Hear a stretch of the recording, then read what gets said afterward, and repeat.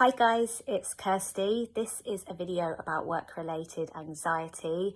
So I'm going to talk a little bit about what it might look and feel like, drawing upon some of my own vast experience with this particular kind of anxiety. But before I go into that, firstly, I'd just like to ask, please subscribe below in order to keep up to date with the videos as they're released. So moving on into talking about work-related anxiety. So for me, I have suffered with this ever since I finished university. So when I first started my first full job, I struggled with this. So constantly second guessing what people might think of me, just constantly thinking that my work wasn't good enough, comparing myself to other people. I would find myself in meetings not being particularly present, kind of just constantly feeling like I shouldn't really be there and that I'm kind of just faking it a little bit, just pretending to be there. And, you know, people only wanted to keep me doing my job because they thought I was nice and they liked me, and because I wasn't particularly controversial, so I was relatively easy to work with. But I'd sit in a meeting looking around the room. Rather than being present in the meeting, I'd be sort of listening to what people say, like more analysing them and how can they know so much and how can they sound so confident? Everybody here is this way and I'm not. So that was my experience of it. So I think in some ways there's some kind of relation to social anxiety. It's kind of that feeling of not necessarily being present with what's going on and second guessing what people may think of you at work as well, if they think you're a bit crap or if they think that you shouldn't be there. You sort of kind of making up stories in your mind about what people might be sort of, you know, what they might be thinking about you or saying about you. Also, you might find yourself spending a particularly long time on particular tasks, checking again, and then again, and then again, and then again. You know, it's good to be accurate and it's good to check and check again. But obviously, when it comes to anxiety-related checking, you know, you doubt yourself more and more. And this is another way that it manifests itself, because you're frightened of making a mistake. So that's some of the ways that it may manifest itself. You may find yourself also maybe working longer hours than necessary to make up for not being good enough. I certainly did this. I would work for long hours when other people were going home, simply because I didn't like I couldn't possibly allow myself to not get the work done and let people down. And then in another way that it may manifest itself also is maybe then not having it hold you back. So perhaps you don't go for that promotion or anything like that, because you don't want people to think that you think you're better than you actually are. So that's kind of another way that the work-related anxiety can kind of get you. It can essentially hold you back from going for next levels and putting yourself out there, because you might be afraid of, you know, having people actually say that you're not good enough and have it confirmed, for example. So this work-related anxiety can be driven by several different core fears. So the first of them would be related to how you view yourself. So you giving yourself perhaps a rating based on the type of job you have. So rather than unconditionally accepting yourself regardless of what job you do, you're saying that you're less of a person if you have you're less worthwhile as a person if you don't have a good enough job. So that would be the issue there. So therefore, if you're not good at this particular job, then you're not good generally. Or if you're not good at this job and then you lose this job, then you're really, you know, bad as a person generally because you couldn't hold down a job. So it's rating yourself dependent on how successful you are at work. And if, God forbid, you make a mistake at work, that means you're terrible at your job. And not only may you lose it, but you don't deserve to be there and you're bad at your job. And that makes you just a bit rubbish as a person. So that's one of the ways that it can drive anxiety. It's kind of, your sort of expectations from yourself. You need to be great at your job at all times, otherwise you're worthless. But this can also lead to you perhaps staying in a job longer than you might want to, because you think that you need to have this good job title in order to be kind of worthwhile as a person, or to be seen as successful.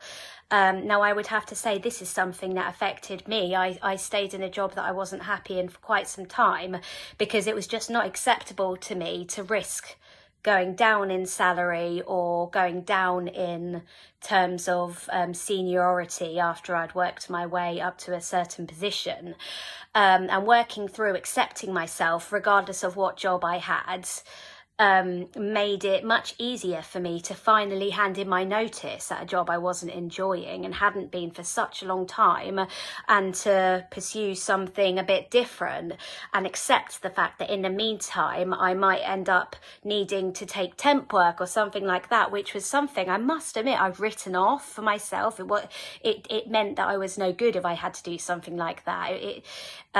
It's kind of having these grandiose expectations for yourself that you must at all times be successful in your job, or have be successful in your job and have a really great, impressive sounding job title or something.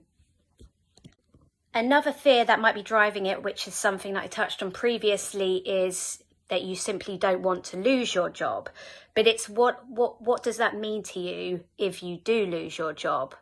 So for some people, it might be a fear of financial ruin, losing where you live, maybe losing your partner because of it, or not being able to provide for your partner and children.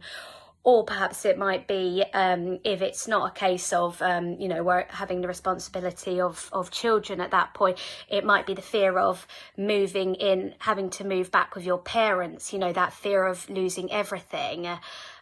So here it's the awfulizing of, if you have to move in with your parents, what's so bad about that? So again, that's kind of relating back to maybe what people think of you. It's, does it look bad? Are you ashamed if you have to move back in with your parents? Does that take away from your worth as a human being? And again, if you are sort of short on cash to provide for your family, so there is an element of how you might feel about that as a human being. But of course there's the added element of that, it's there is that human requirement for shelter and food, and you want to provide that for your children. But if you were to look at what would you really do in that situation, do you have people that you and your kids could stay with in that period? And yes, it would be incredibly difficult, but people do get by and they get assistance for these kinds of things. Now, this isn't me saying, especially as somebody who doesn't have children that are reliant on me, so I'm not saying that wouldn't be incredibly difficult, but what I'm saying is that we're trying to look at things in a way where we can think practically, what would I do in that scenario? Because if there are things that you could do that might be able to help, then it can take down how awful you see the scenario as, in terms of the world won't swallow you up, and it is a situation that you could move forward from. And then a big element of losing a job, as I'd said, regardless of what your situation might be with, in terms of people relying on you, it's the judgment of others thinking about you not being good because you lost your job, and sort of feeling, ashamed because people would know that you've lost your job, and what would they think about you, and would they judge you? And again, it's that is a massive cause of anxiety in many different ways. It's kind of wanting to be seen as being as good as other people. So that would be a contributor there. Sort of another one, something that drove for me also with my anxiety at work, again, is not feeling as good as other people. I would constantly be comparing myself to other people at work, sort of thinking that, they're doing better than me, they're better at this than me, and, I might have been not acknowledging the things maybe that I was better at than them, that perhaps just simply that industry or company didn't value quite as much as their strengths, for example, because, you know, that does happen. It's a big part of it is perspective. You know, you're viewed relatively speaking. So in terms of addressing the issue of work-related anxiety and making it a little better for yourself, once you kind of can think about the things that, you know, you ask yourself, so what does it mean to me if I'm not doing as well at work? You know, if I see some people staying late, but I'm really tired on this particular day, maybe not feeling great, and I leave on time, or I only leave 20 minutes late, but I feel anxious about the idea of that. What does that mean to me? Is it, I don't want other people judging me and thinking that I'm not as good, I'm not good enough to do my job, or I don't care? Okay, if it's that, what does that mean then to you? Does that mean that you won't get that promotion that you wanted, or that if there are redundancies coming up, you might be one of the people? Whatever you identify there. So what does that mean to you? Why would that be really bad? And so if it's, well, because it's so important to me to climb the ladder, it's incredibly important, then it's, you know, it's relating it then to you're relying on that for your sense of self-worth rather than practicing unconditional self-acceptance. You know, you're placing your self-worth on the decision of somebody else to give you that promotion, when that person may well have already, you know, they may have actually picked a favourite who also enjoys playing badminton, for example, who they've already decided they're giving a promotion to. Therefore, it's simply out of your control. Do you really want to have your feelings of self-worth reliant on a decision by somebody else? So really start to ask yourself these questions. What's the benefit for you of letting go or loosening that dire need to climb the career ladder in a certain amount of time?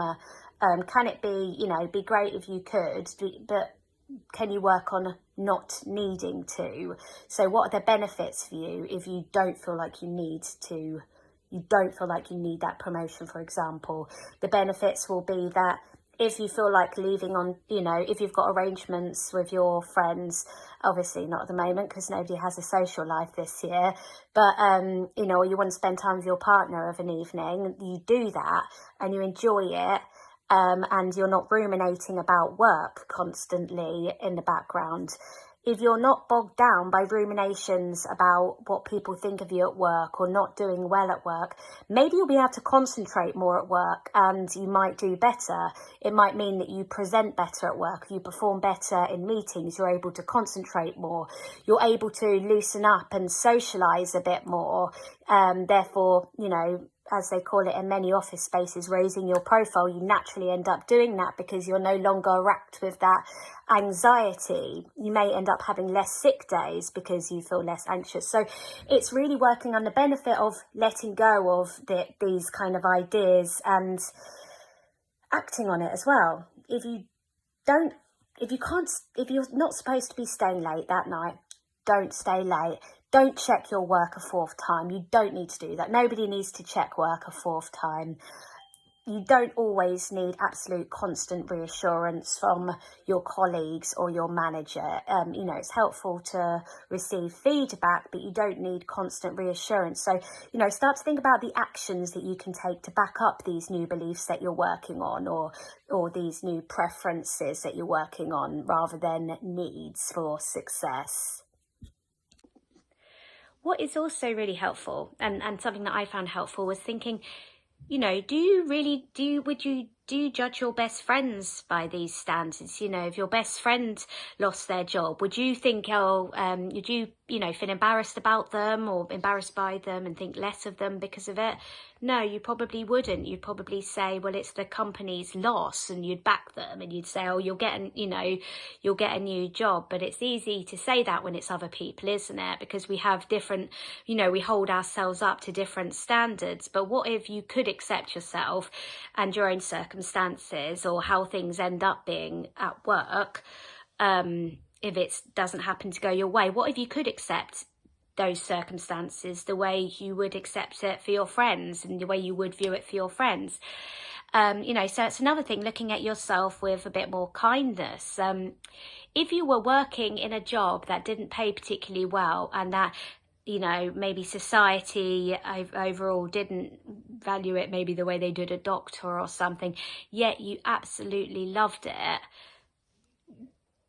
would you, you know, for you, is that really so bad? That really helped me as well. I suddenly thought one day with my job that I didn't like, I thought, do you know, if I can't find another job quickly enough, I'm going to look around for a job at a garden centre, because I love gardening, and, you know, I'll do whatever they want me to do there, simply because it's one of my hobbies. But some people might look down their noses at a job like that, but I thought, actually, that for me would be in an environment that I would absolutely love working in, you know, around plants and things. And whereas before I started working on, you know, unconditional self-acceptance and looking at all of that, I wouldn't have considered, you know, leaving the job that the career that I'd worked towards at university and for over a decade, to work my way up with, to then work in a shop that didn't require the same qualifications. But then suddenly it was like, well, I don't see what's wrong, you know, if you're, you know, following something that